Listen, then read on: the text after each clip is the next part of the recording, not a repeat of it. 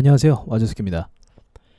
자, 제가 유튜브에 올리는 것들을 보면 이제 초보자들 관점에 맞춰진 이야기를 많이 하죠. 네, 근데 그도 그럴 수밖에 없는 게 항상 제가 봤을 때 이 주식은 제가 오랫동안 봤잖아요. 많은 사람들도 얘기하고 소통하면서. 근데 이 주식은 하다가 관두는 사람이 굉장히 많은 것 같아요. 물론 어떤 분야든지 뭔가 배울 때는 적성에 안 맞는다 싶으면 금방 나가는 사람이 있는데 특별히 주식 같은 경우도 그건 예외가 아니라는 거죠. 근데 특별히 이 주식은 또 다른 분야 같은 경우 그냥 아예 그만해야지 하고 그만하는 건데 이 주식 같은 경우는 이제 손해를 보고 나가는 경우가 굉장히 많다라는 거죠. 손해 보고 나가서 이제 무서워서 더 이상 주식을 못 한다던가 뭐 아니면 시장이 계속 이제 밑으로 꽂혀서 이제 잠깐 접어둔다던가 뭐 그런 식으로 해서 좀 하다가 많은 사람들 또는 신규로 이제 처음으로 시작하는 사람들이 많아지는 것 같아요. 자, 그러면 이제 어쨌든 오늘 강의는 이제 이 주식에 대한 어떤 실체에 대한 이야기를 좀 해보려고 해요. 예, 그건 무슨 얘기냐면 우리가 최근에 많이 경험을 했을 거예요. 이 주식이라는 게 어떤 이슈나 재료로 인해서, 그러니까 뉴스나 이런 걸로 인해서 막 주식이 오른 경우가 있었습니다. 그게 그 중에 하나가 이제 빅텍이었죠. 흥고석유를 보는 게 맞겠네요. 자, 흥고석유. 유가가 상승함에 따라 이 주가가 이제 주목을 받은 것인데 실제로 유가가 오르고 나서 이 회사의 매출이 연관성이 있는 것인가를 물었을 때 그것에 대해서는 좀 물음표를 사실 던질 수가 있는 거죠.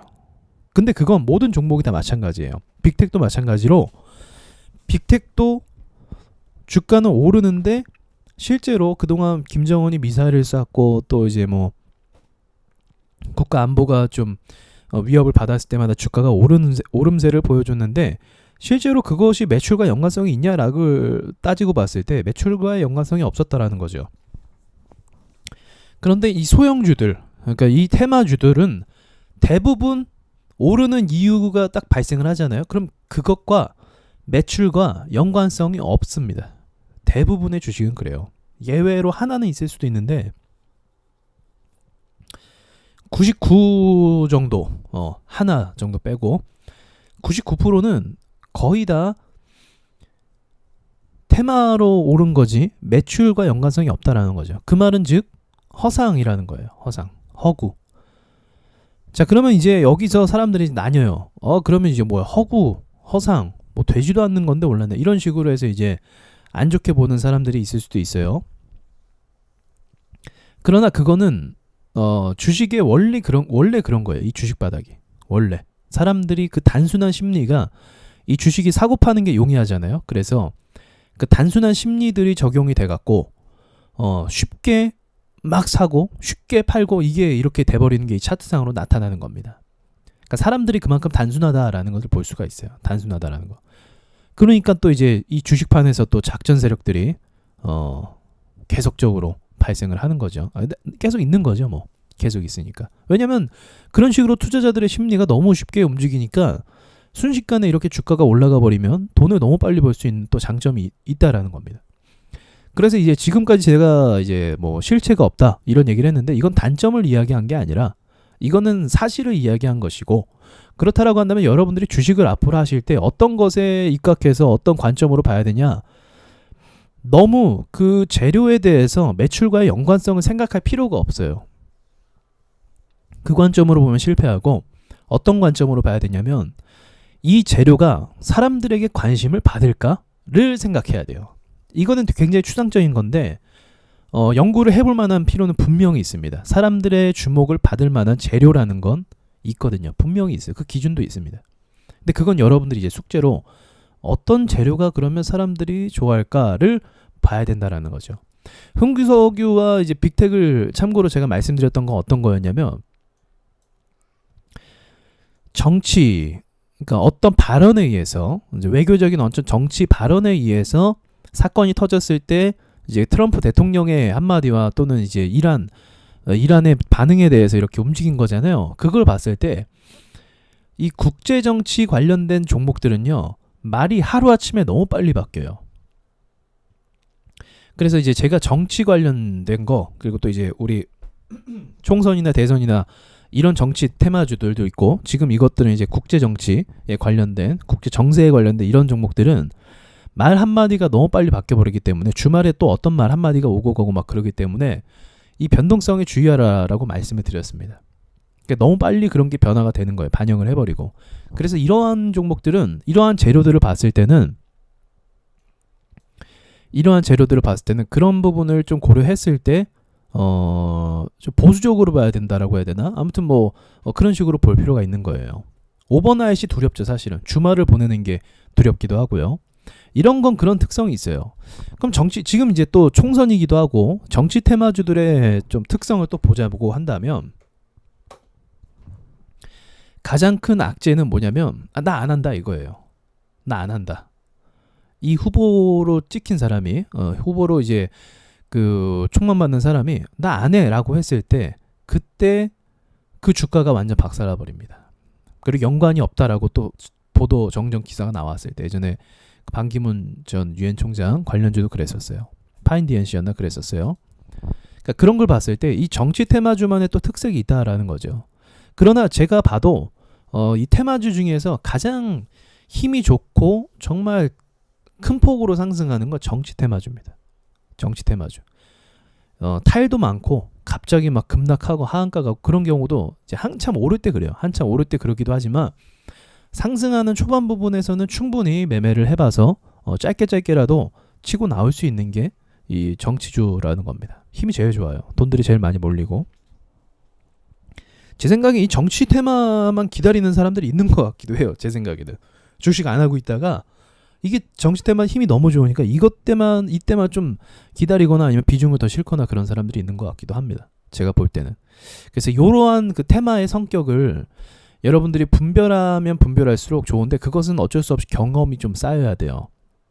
그러니까 저는 이제 양면성을 얘기한 거죠. 테마라는 게 실제로는 허구다. 그러나 그 테마를 통해서 주가가 오르는 건 사실이다. 그렇기 때문에 여러분들이 보는 관점은 바뀌어야 된다. 테마를 통해서 매출이 늘어날 걸 기대하는 것이 아니라 테마를 통해서 어디에 돈이 제일 많이 몰릴까? 그걸 관찰하라는 거예요. 그걸 관찰하라는 거. 자, 아시겠죠? 여러분들이 이 테마에 대해서 다 평가할 수 없지만 또 차트가 말해주기도 합니다. 어떤 위치, 어떤 상황에서 차트들이 움직이는가. 그런 것들에 따라서 또 달라지기도 해요. 마지막으로 황금 화장품 보고 좀 맞춰볼게요.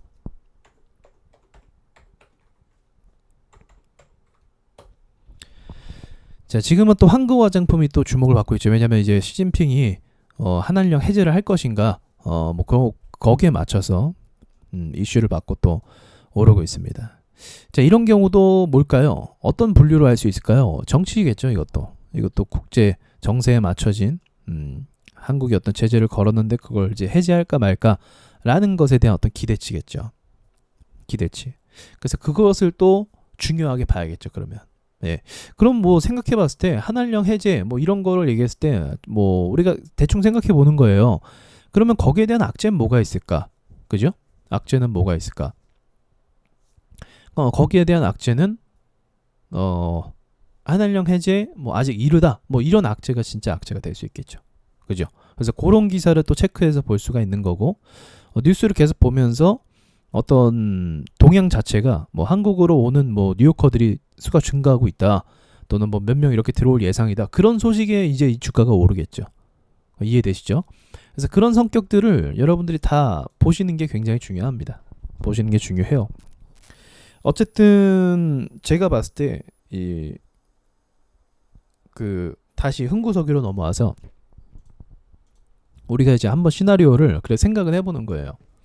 흥구석유가 지금 이란에게 이제 경제 제재를 가하겠다라고 이야기했죠, 트럼프가. 그래서 주가가 박살이 났어요. 아, 전쟁은 안 하겠구나라는 겁니다.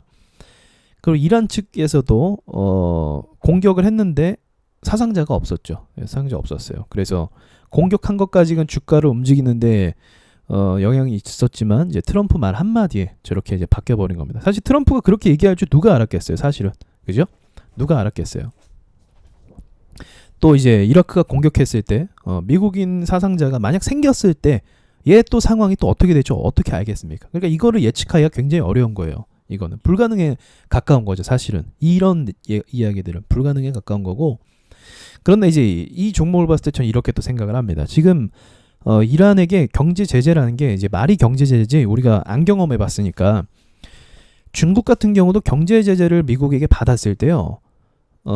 수출하는 분기 실적이 반토막 이상이었나 그랬었어요. 그러니까 경제적인 손실이 엄청난 거예요. 손실 자체가. 근데 마찬가지 이란이 왜 미국에 무인기를 쏴서 격추시켰냐면 5개월 전인가 6개월 전에 그때 경제 제재를 받아갖고 굉장히 큰 압박 가운데 있었어요. 그 국민들의 원성이 장난이 아니었던 거죠. 그 성장률이라고 하죠. 네, 경제 성장률 매년 그것도 굉장히 수치가 낮아졌고, 네, 북한도 지금 경제 제재 받고 있어갖고 마이너스인가 그래요. 경제 성장률이 굉장히 무서운 거지 사실은. 그래서 경제 제재를 지금 뭐 풀어주겠다는 것도 아니고 경제 제재를 더 고통스럽게 가하겠다라고 오히려 이야기한 겁니다. 그러니까 이것에 주는 의미는요. 추가적인 이란 측에서의 어떤 도발 가능성도 전 배제할 수는 없다라고 봐요. 배제할 수는 없다. 그래서 그런 관점으로 봤을 때 거기에 대한 어떤 서치나 또는 거기에 대한 어떤 그 구체적인 내용들을 좀 모아서 그 다음에 이제 뭐 투자 전략을 짤 수가 있다라는 거죠. 제 얘기가 뭔지 아시겠죠? 네, 재료에 대해서 이렇게 이야기를 하는 겁니다. 지금도 뭐 그 정책주들이 오르고 있잖아요. 예, 정책주들이 오르는 것도 다 사실은 장난치는 거죠. 예, 그 정책을 통해서 실제로 매출이 연관성이 있을지는 굉장히 미지수인데 그게 올랐다. 어쨌든 근데 왜 올랐죠? 예, 이야기가 나오니까. 저 사람이 되면 뭐 다들 저 공약으로 걸고 있으니까 뭐 이 회사가 지원을 받겠구나 이런 막연한 생각 갖고 있는 거예요. 그래서 오르는 겁니다. 그런 거. 그런 정책주들은 또 우리가 그렇게 또 볼 필요가 있고 그렇게 구분을 여러분들이 좀 하실 필요가 있어요. 그래서 저는 이제 재료라는 걸 이 포장지라고 생각을 해요. 포장지. 그러니까 포장지도 중요하잖아요. 어떻게 포장을 잘해야 고급스러워 보이고 좋아 보이고. 근데 포장을 까고 나서는 그 안에 아무것도 없다고 봅니다. 단순 포장지예요. 그래서 여러분들이 그 포장지를 잘 구분할 줄 알아야 돼요. 하다 보면. 그리고 이제 근데 단순히 그것만 구분하는 게 아니고 역시나 차트를 통해서 그러면 적절할 때 내가 언제 매수할까를 연구하는 게 동시적으로 돼야겠죠. 네.